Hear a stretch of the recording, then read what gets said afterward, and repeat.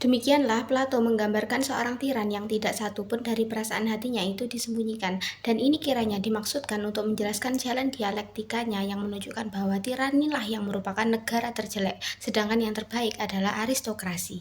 Plato juga mengadakan penggolongan orang-orang yang ada di dalam negara itu atas 3 golongan. Ini berhubungan dengan pendapatnya mengenai asal mula negara, yaitu bahwa negara terjadi karena adanya kebutuhan dan keinginan manusia yang beraneka macam, yang tidak mungkin dipenuhi tanpa orang itu mengadakan kerjasama. Dari sini lalu ditarik persamaannya antara sifat-sifat negara dengan sifat-sifat manusia yang menghasilkan 3 macam sifat, yaitu sifat kepandaian, sifat keberanian, sifat yang akan adanya kebutuhan yang beraneka macam. 3 sifat inilah yang menghasilkan atau mengakibatkan timbulnya 3 golongan orang-orang di dalam negara khayalan Plato, yaitu 1. Golongan penguasa. Ini adalah golongan yang memerintah, yang mana golongan ini hendaknya terdiri dari orang-orang yang pandai, ahli-ahli pikir, dan ahli-ahli filsafat. 2. Golongan tentara. Ini adalah golongan yang menjaga keselamatan negara yang harus mendapatkan didikan khusus untuk menjalankan tugasnya itu, dan untuk ini pertama-tama dibutuhkan adanya siasat keberanian. 3. Golongan pengusaha atau pekerja. Ini adalah golongan yang bertugas memenuhi kebutuhan-kebutuhan benda atau material daripada orang-orang yang hidup di dalam negara. Dalam uraian di atas telah diketahui bahwa Plato adalah seorang idealis, maka aliran filsafatnya dinamakan idealisme. Pula telah diketahui ajaran Plato tentang bentuk-bentuk negara yang disebutkan ada 5 macam bentuk negara. Dari ajaran Plato tersebut yang merupakan keanehan ialah bahwa ajaran Plato itu dapat dengan mudah kalau dipraktekkan dalam negara yang oleh Plato dianggap yang paling buruk, yaitu dalam bentuk tirani. Tetapi di dalam ajaran-ajarannya lebih lanjut, Plato agaknya mengadakan perubahan pikiran karena ia tidak saja hanya memperhatikan tentang apa yang dicita-cita, tetapi di samping itu ia juga mengutamakan dunia panca indera atau kenyataan dan mulai mempersoalkan keadaannya senyatanya menurut syarat-syarat tertentu. Di dalam bukunya yang bernama Politikos atau Ahli Negara, Plato menyelidiki soal-soal pemerintahan. Di sini ia membedakan seorang penguasa dicita-citakan dari seorang ahli negara. Seorang ahli negara yang baik, yang sejati harus berpendirian sesuai dengan politika dan harus selalu berusaha ke arah kebajikan. Seandainya ia mengetahui segala sesuatu, maka undang-undang negara serta adat kebiasaan itu sudah tidak diperlukan lagi, seperti halnya dalam negara yang sejati. Tetapi oleh karena ia tidak demikian halnya, maka UU negara dan adat kebiasaan itu sangat penting perannya, karena ini dianggap sebagai suatu pernyataan dari kehendaknya dan dari pengalaman-pengalaman yang bersifat praktis. Pendapat Plato yang demikian ini kemudian menimbulkan pembagian baru daripada bentuk-bentuk pemerintahan, dan dalam pembagian ini ia mempergunakan kriteria ukuran atau dasar 2 hal. 1. Jumlah orang yang memegang pemerintahan. 2. Relasi atau hubungan antara penguasa dengan perundang-undangan, dalam arti di dalam negara itu ada UU ataukah tidak. Kalau dalam negara itu ada UU untuk pemerintahan, maka monarki adalah merupakan bentuk yang paling baik. Di sini pemerintahan itu hanya dipegang oleh satu orang saja, tetapi diatur dengan undang-undang, kemudian bentuk aristokrasi, dan akhirnya bentuk demokrasi. Sedangkan kalau dalam negara itu tidak ada undang-undangnya, maka bentuk yang paling baik adalah demokrasi. Sesudah itu oligarki, dan akhirnya tirani. Yang terakhir ini adalah merupakan bentuk yang terburuk, karena tirani merupakan pemerintahan sewenang-wenang yang mumi, sedang demokrasi yang terikat oleh perundang-undangan itu menurut Plato adalah lemah dan tidak dapat dilaksanakan dengan baik karena tidak mempunyai kekuasaan untuk mempertahankan undang-undang.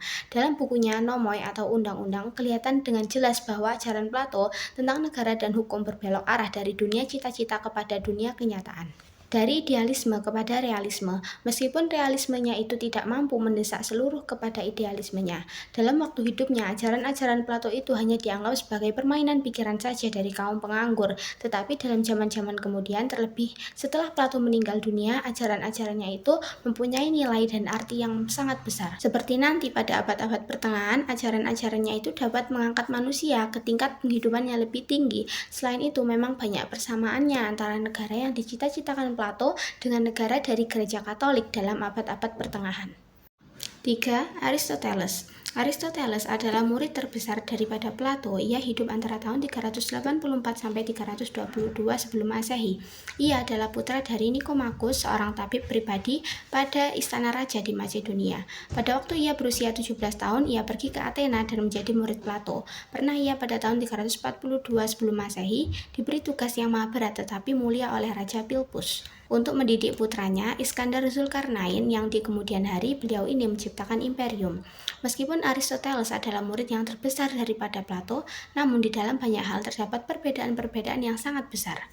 Perbedaan-perbedaan ini timbul karena pengaruh keadaan pada waktu hidupnya, terutama pada waktu kedua sarjana itu menulis ajaran-ajarannya. Perbedaan ini antara lain, Plato di dalam ajaran-ajarannya masih mencampur adukan semua objek penyelidikannya, sedangkan kalau Aristoteles telah memisah-misahkannya, yaitu tentang keadilan ditulis dalam bukunya yang diberi nama Etika, dan tentang negara dalam bukunya yang bernama Politika. Sebetulnya isi daripada kedua bukunya itu adalah sangat berlainan, tetapi oleh Aristoteles dianggap atau dimaksudkan sebagai suatu rangkaian, yaitu Etika merupakan pengantar daripada Politika, sebab kesusilaan itu juga mengutamakan manusia sebagai warga dari suatu negara dan bukan sebagai manusia yang mandiri. Selanjutnya, kalau Plato adalah pecinta idealisme, yaitu yang memandang bahwa benda-benda yang ada di luar diri manusia yang dapat dilihat atau ditangkap dengan panca indera itu adalah sebagai bayangan saja daripada benda-benda dalam bentuknya yang murni yang berada di dunia yang lain, yaitu dunia cita-cita atau dunia ide. Sedangkan kalau Aristoteles adalah seorang pencipta daripada ajaran realisme, Aristoteles memang melanjutkan cara berpikir Plato, yaitu dari idealisme ke realisme, tetapi karena Aristoteles kemudian ingin menyelidiki sifat-sifat umum daripada segala-galanya yang ada di dunia ini, maka timbullah ajaran ilmu pengetahuan baru, yaitu Prima Philosophia. Suatu ajaran filsafat yang pertama yang mencari hakikat yang dalam daripada apa yang ada, jadi mencari makna keadaan. Oleh karena itu filsafatnya adalah merupakan suatu ajaran tentang kenyataan atau ontologi, suatu cara berpikir yang realistis. Jadi menurut Aristoteles, hakikat daripada suatu benda itu berada pada bendanya itu sendiri. Hakikat atau bentuk daripada suatu benda itu berada pada zat, sehingga orang harus mencari kesatuan objektif dalam bentuk yang banyak itu. Benda itu adalah semata-mata suatu substansi, jenisnya adalah merupakan suatu hal yang berada di tempat kedua. Walaupun demikian, barang yang umum itu tidak berdiri sendiri, tetapi ia berada pada benda yang khusus itu. Yang umum itu adalah menurut nilai dan tingkatannya yang pertama, dan benda yang sebenarnya untuk diketahui. Dengan perbedaan ajaran filsafatnya yang demikian itu, maka berakibat perbedaan yang tegas antara Plato dan ajaran Aristoteles tentang negara dan hukum. Aristoteles tidak membedakan antara dunia cita-cita dengan dunia gejala-gejala, tetapi pikirannya ditujukan langsung kepada kenyataan sebenarnya yang ada, dunia panca indera. Dengan demikian, kiranya akan dapat tercapai hal-hal yang bersifat umum daripada barang-barang yang khusus yang tak terhitung banyaknya itu. Seperti juga Plato, Aristoteles pun beranggapan bahwa negara itu dimaksudkan untuk kepentingan warga negaranya, supaya mereka itu dapur hidup baik dan bahagia. Jadi menurut Aristoteles, negara itu merupakan suatu kesatuan yang tujuannya untuk mencapai kebaikan yang tertinggi, yaitu kesempurnaan diri manusia sebagai anggota daripada negara. Dengan demikian, Aristoteles telah menjadi seorang realistis, sedangkan kalau Plato adalah seorang yang idealistis. Hal yang demikian ini akan dapat dipahami bila kita melihat dan memperhatikan keadaan, yaitu bahwa Plato menciptakan filsafatnya itu dalam keadaan alam demokrasi, di mana orang selalu mencari jalan untuk mencapai keadilan. Sedangkan kalau Aristoteles menciptakan filsafatnya itu dalam keadaan alam kerajaan dunia, di mana rakyat yang dulunya merdeka itu dikuasai oleh seorang penguasa asing yang memerintah dengan kekuasaannya yang tak terbatas. Jadi dengan demikian, seandainya unsur etis yang harus merupakan dasar untuk pikiran yang universalitis tentang negara dan hukum itu dijadikan bagian daripada ilmu negara, maka hal itu harus pula dijadikan ukuran bagi perbuatan-perbuatan juga bagi pemerintah atau penguasa. Hal ini kiranya akan tidak mungkin karena akan dilarang oleh penguasa dari kerajaan yang absolut itu. Lebih-lebih jika kekuasaan pemerintahan yang ada itu merupakan kekuasaan asing, maka dari situ sistematik buku Aristoteles adalah sangat berlainan dengan sistematik buku Plato. Dalam bukunya Politika, Aristoteles mengatakan bahwa negara merupakan suatu persekutuan yang mempunyai tujuan tertentu. Cara berpikir yang bersifat analitis dalam bukunya Etika dilanjutkan dalam bukunya Politika untuk dapat menerangkan asal mula dan perkembangan negara. Menurut Aristoteles, negara terjadi karena penggabungan keluarga-keluarga menjadi suatu kelompok yang lebih besar. Kelompok itu bergabung lagi hingga menjadi desa, dan desa ini bergabung lagi, demikian seterusnya hingga timbul negara yang sifatnya masih merupakan suatu kota atau polis. Desa yang sesuai dengan kodratnya adalah desa yang bersifat genealogis. yaitu desa yang berdasarkan keturunan. Dengan demikian, menurut Aristoteles, adanya negara itu sudah menurut atau berdasarkan kodrat. Manusia sebagai anggota keluarga menurut kodratnya tidak dapat dipisahkan dari negara, sebab manusia itu adalah suatu makhluk sosial atau zoon politikon, maka dari itu tidak dapat dipisahkan dari masyarakat atau negara. Pada dasarnya, manusia itu sendiri merupakan binatang atau dewa yang menjadi baik karena pergaulannya di dalam masyarakat atau di dalam negara, sebab dasar negara adalah keadilan. Kemudian daripadanya timbul kebutuhan yang bersifat kebendaan untuk dapat mencapai kebahagiaan. Bahwasannya Aristoteles memandang kesusilaan itu sebagai bagian daripada kehidupan negara adalah karena ia beranggapan bahwa negara itu hanya dapat mencapai kebahagiaan yang sempurna di dalam dan karena persekutuan negara.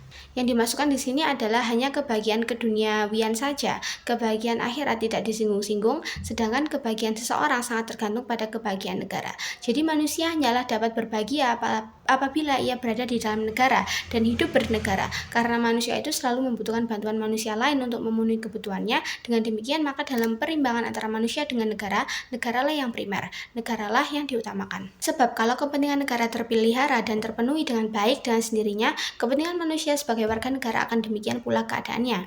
Paham yang mengutamakan kepentingan negara atau masyarakat itu disebut kolektivitisme. Jadi pendapat Aristoteles mengenai susunan dan hakikat negara atau masyarakat adalah bahwa negara itu merupakan suatu kesatuan, suatu organisme, yaitu suatu keutuhan yang mempunyai dasar-dasar hidup sendiri. Dengan demikian, negara itu selalu mengalami timbul, berkembang, pasang surut, dan kadang mati.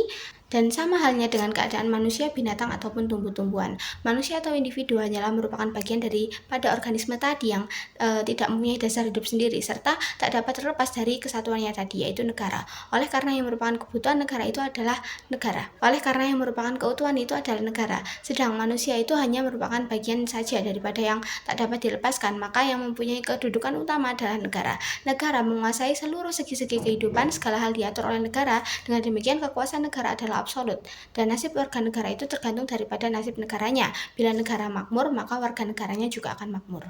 Siapakah sekarang yang harus memegang kekuasaan negara itu? Jawaban atas pertanyaan ini dicari dengan menentukan siapakah sesungguhnya yang dimaksud warga negara itu.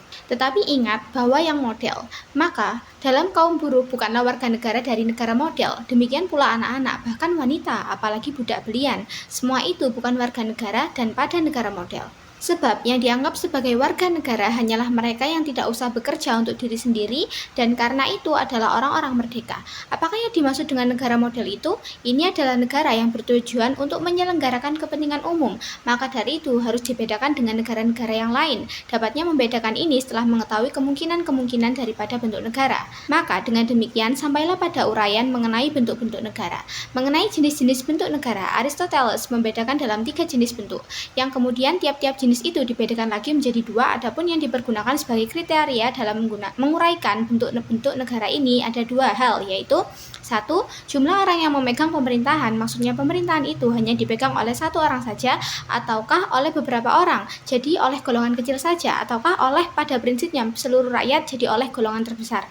2. Sifat atau tujuan pemerintahannya. Maksudnya pemerintahan itu ditujukan untuk kepentingan umum, ataukah pemerintahan itu hanya ditujukan untuk kepentingan para penguasa saja.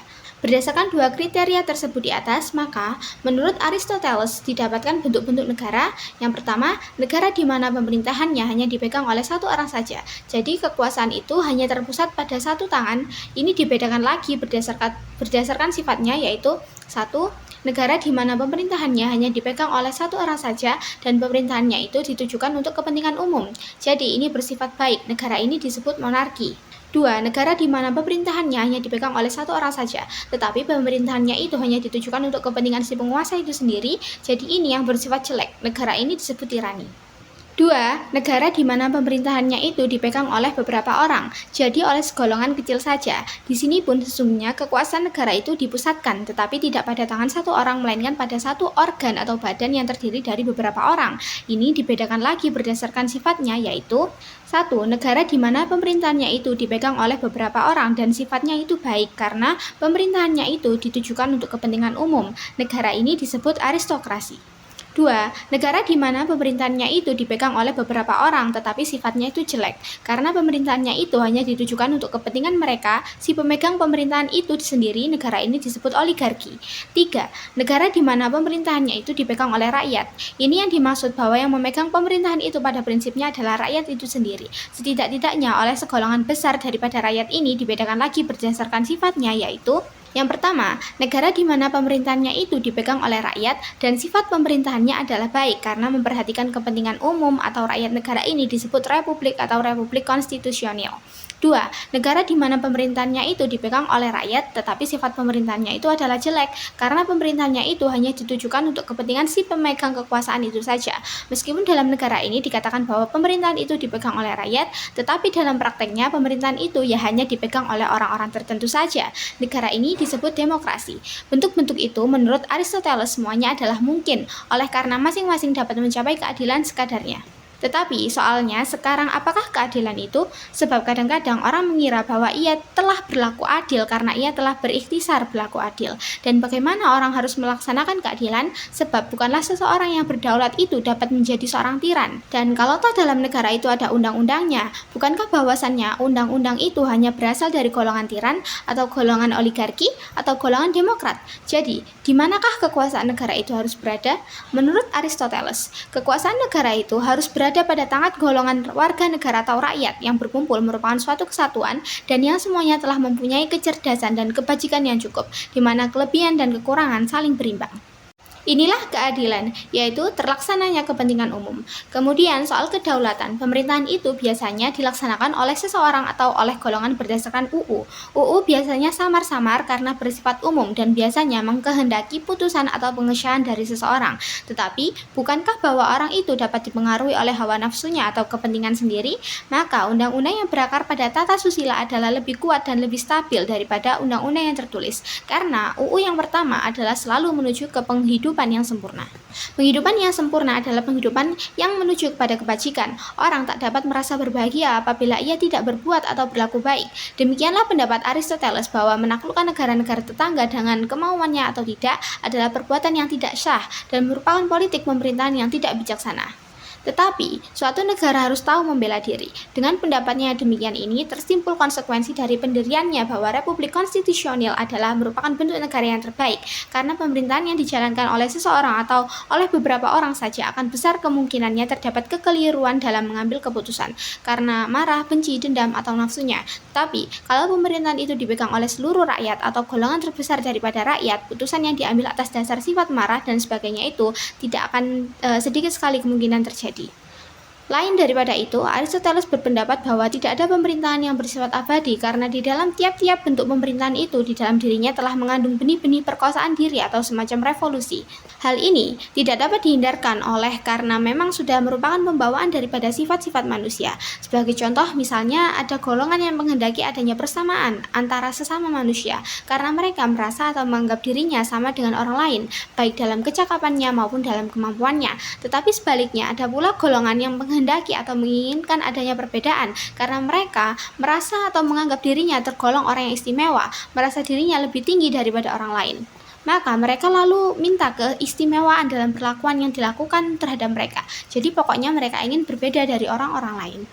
Selanjutnya, kita harus ingat bahwa tiap-tiap bentuk pemerintahan itu tidak dapat memuaskan bagi setiap orang.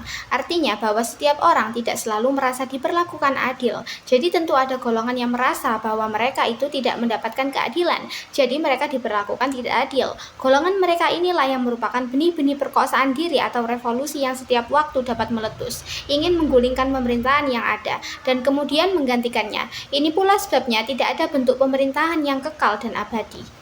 Hanya saja dalam negara yang berbentuk republik konstitusional, benih-benih tersebut sangat kecil sekali adanya dan pelaksanaannya pun akan mengalami kesukaran. Karena hal yang demikian itu adalah berarti perkosaan atau revolusi terhadap dirinya sendiri. Oleh sebab itu, negara yang berpemerintahan republik konstitusional merupakan yang terbaik. Teori perkosaan diri atau revolusi ini nanti lebih tegas terdapat dalam ajaran Polybius yang nanti akan dibicarakan di bawah. Jadi, menurut Aristoteles, bentuk negara yang terbaik itu adalah republik konstitusional. adil. Hal ini adalah berlainan dengan pendapat Plato yang mengatakan bahwa yang terbaik itu adalah aristokrasi, atau berbeda pula dengan pendapat Thomas Aquinas, seorang sarjana abad pertengahan yang banyak terpengaruh oleh ajaran Aristoteles. Sebab, menurut pendapat Thomas Aquinas, bentuk yang terbaik adalah monarki. Hal ini semua disebabkan karena perbedaan dalam hipotesa tentang tujuan negara. Menurut Aristoteles, tujuan negara adalah kesempurnaan diri manusia sebagai anggota masyarakat. Sedang di sini yang diutamakan adalah masyarakat, sebab kebahagiaan manusia tergantung daripada kebahagiaan masyarakat. Jadi dengan singkat tujuan negara adalah kepentingan umum, sedang kalau menurut Plato, tujuan negara adalah mengetahui atau mencapai ide yang sebenarnya. Thomas Aquinas lain lagi pendapatnya. Menurut beliau, tujuan negara ialah mengusahakan adanya kesatuan. Akan tetapi, pendapat Aristoteles yang mengatakan bahwa negara atau masyarakat itu merupakan bagian yang tertinggi dalam abad-abad berikutnya akan mendapatkan penilaian lain dari sarjana berikutnya, yaitu Epicurus. 4. Epicurus berlalian dengan keadaan pada waktu hidupnya Aristoteles, yaitu ketika sedang jaya-jayanya kerajaan Dunis dari Raja Alexander yang Agung, maka Epicurus hidup tahun 342 sampai 271 sebelum Masehi, ketika kerajaan dunia dari Raja Alexander yang Agung tersebut jatuh setelah Alexander yang Agung wafat pada tahun 232 sebelum Masehi. Sebagai akibatnya, negara Yunani terpecah belah. Keadaan ini nanti akan berlangsung terus sampai negara Yunani itu menjadi bagian dari kerajaan dunia Romawi. Karena keadaan tersebut, maka Epicurus telah menciptakan alasan baru dalam dunia filsafat yang ajarannya tentang negara dan hukum berdasarkan atas keadaan yang telah berubah itu. Karena keadaan negara yang telah terpecah belah itu, maka sifat hubungan antara manusia dengan negara berubah. Kalau dulu diajarkan oleh Aristoteles bahwa yang merupakan bagian yang terpenting itu adalah negara atau masyarakat, maka sekarang orang mulai bersikap acuh tak acuh. Manusia sebagai individu dan negara mulai terasing satu sama lain, dan tidak ada kemungkinan lagi untuk mendidik orang menjadi warga negara yang baik dari negara. Dalam keadaan demikian inilah Epicurus kemudian menciptakan ajarannya yang bersifat individualistis. Individualismenya ini kemudian mendesak universalismenya Aristoteles yang dulu sebagai kebangsaan Yunani dimasukkan sebagai dasar bagi cara berpikir mereka. Jadi Epicurus adalah pencipta daripada ajaran individualisme yang menganggap bahwa elemen atau bagian yang terpenting bukanlah negara atau masyarakat seperti dalam universalismenya Aristoteles, tetapi elemen atau bagian yang terpenting adalah individu itu sendiri sebagai anggota masyarakat. Bahkan adanya negara itu adalah untuk memenuhi kepentingan individu-individu itu sendiri. Oleh karena masyarakat ini terdiri daripada individu-individu sebagai atom dan individu-individu inilah sebagai bagian yang terpenting. Maka ajaran Epicurus tentang sifat susunan masyarakat atau negara disebut ajaran atomisme. Ini adalah sebagai lawan daripada organismenya Aristoteles. Dalam ajaran Epicurus ini telah terkandung benih-benih pertama daripada ajaran perjanjian masyarakat yang kemudian akan muncul. Ini terbukti bahwa dalam ajaran Epicurus itu orang dianggap sebagai atom, sebagai elemen pokok yang terkecil yang merupakan kepribadian sendiri. Maka dalam negara, kepentingan individu itulah yang harus diutamakan sebagai dasar daripada kepentingan negara. Karena bila individu itu bahagia, akan demikian pula negara. Tetapi dalam masyarakat itu sering timbul kekacauan atau kekerasan yang dapat mengancam ketentraman dan kebahagiaan individu.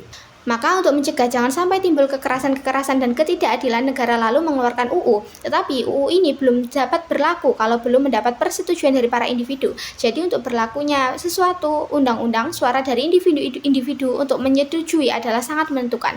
Di sini letak benih-benih daripada perjanjian masyarakat. Benih perjanjian masyarakat yang telah diletakkan oleh Epicurus ini nanti dasar-dasarnya akan diberikan oleh Marsilius, seorang sarjana dari abad pertengahan, dan yang kemudian dikembangkan oleh sarjana-sarjana hukum alam pada abad ke-17 sampai ke-18.